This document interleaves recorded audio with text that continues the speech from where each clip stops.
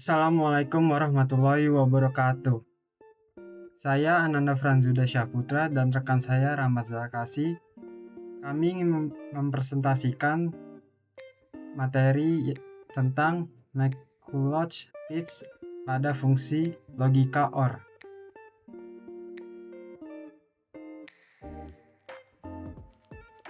Di sini ada pengertian jaringan saraf tiruan. Jaringan saraf tiruan atau JST merupakan suatu sistem yang bertugas untuk memproses data dengan meniru jaringan saraf biologis, sehingga sampel fungsi logika yang dijadikan sebagai input dapat dikenali oleh komputer, seperti otak yang memproses informasi dan kemudian mengenali pola notasi yang dilihat oleh mata. Karena kelebihan inilah, JST merupakan metode yang tepat untuk mengenali pola logika fungsi. Selain kelebihan-kelebihan di atas, JST juga memiliki kemampuan untuk belajar dan sifat toleransi kesalahan atau fault tolerance. Jaringan saraf tiruan mampu mengenali kegiatan dengan berbasis pada data. Data akan dipelajari oleh JST sehingga memiliki kemampuan untuk memberi keputusan terhadap data yang belum dipelajari. JST ditentukan oleh 3 hal, yaitu pola hubungan antar neuron atau arsitektur jaringan, kemudian metode untuk menentukan bobot penghubung atau metode training, learning, algoritma, dan yang terakhir fungsi aktivasi. Kemudian ada metode McCulloch-Pitts. Metode McCulloch-Pitts adalah model neuron buatan paling awal yang diperkenalkan oleh Warren McCulloch dan Walter Pitts pada tahun 1943. Model ini menjadi dasar perkembangan artificial neural network modern. Model ini bekerja seperti logika biner, yaitu input hanya bernilai 0 atau 1, kemudian memiliki bobot atau weight, dan ketiga memiliki nilai ambang batas atau threshold. Yang keempat, output bernilai 1 jika jumlah input mencapai threshold. Dan yang kelima, output bernilai 0 jika belum mencapai threshold. Neuron ini meniru cara kerja sederhana otak manusia. Jika rangsangan cukup kuat, neuron aktif. Kemudian, hubungan JST dengan McCulloch-Pitts. Metode McCulloch-Pitts adalah model neuron buatan paling awal yang menjadi dasar perkembangan JST modern. Model ini menunjukkan bahwa neuron sederhana dapat digunakan untuk melakukan operasi logika seperti yang pertama ada AND, kedua ada OR, kemudian ada NOR, dan yang terakhir ada SOR dengan lebih dari satu layer. Jadi McCulloch-Pitts merupakan fondasi awal dari teknologi JST yang berkembang saat ini. Kemudian akan dilanjutkan oleh teman saya Rahmat Zarkasi. Terima kasih untuk rekan saya Ananda. Selanjutnya saya akan menjelaskan tentang tabel kebenaran logika OR. Gerbang logika OR adalah suatu rangkaian digital yang digunakan untuk menghasilkan keluaran atau output berdasarkan 2 atau lebih masukan input pada diagram gerbang OR. Terdapat 2 input yaitu X1 dan X2 yang masuk ke sebuah simbol gerbang berbentuk melengkung.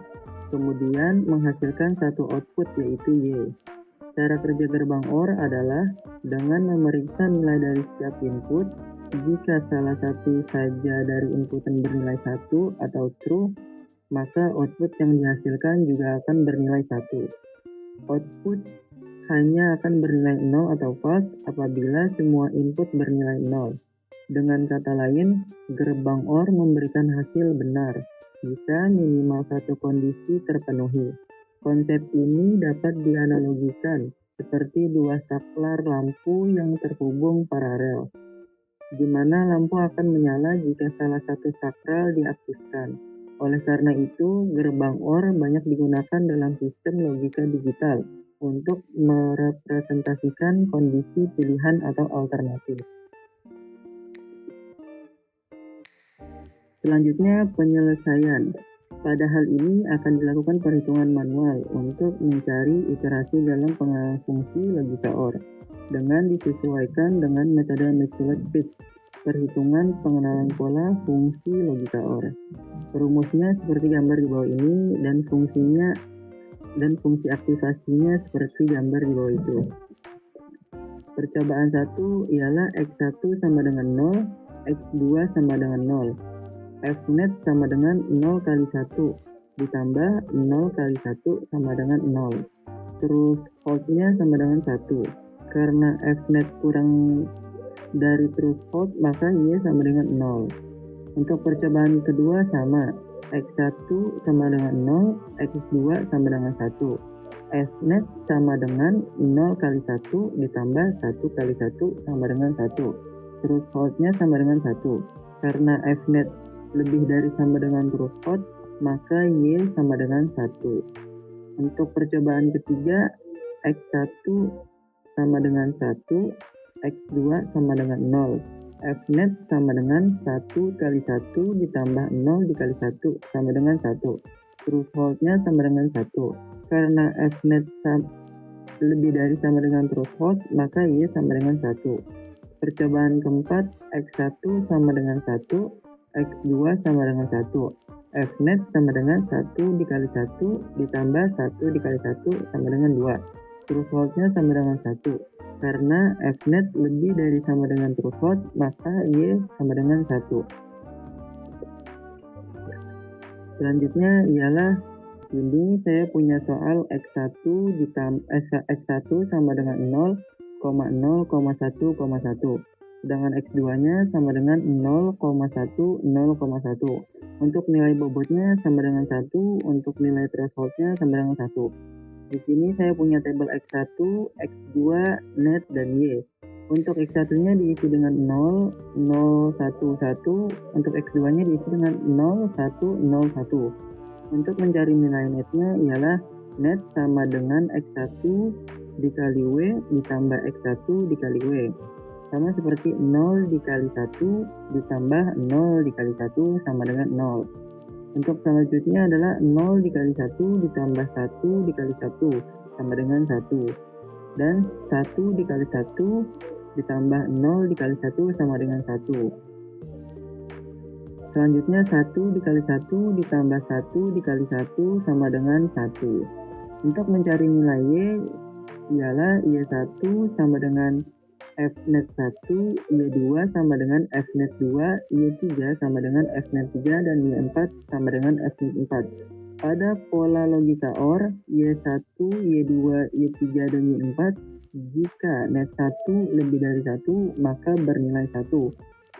Dan jika net 1 kurang dari 1, maka bernilai 0.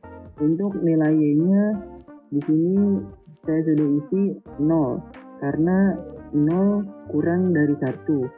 Untuk di baris keduanya ialah 1, dan di baris ketiganya adalah 1, dan di baris keempatnya adalah 1. Kenapa 1? Karena nilainya lebih dari 1. Terima kasih, kurang lebihnya mohon maaf. Semoga menjadi manfaat untuk kalian semua. Wassalamualaikum warahmatullahi wabarakatuh.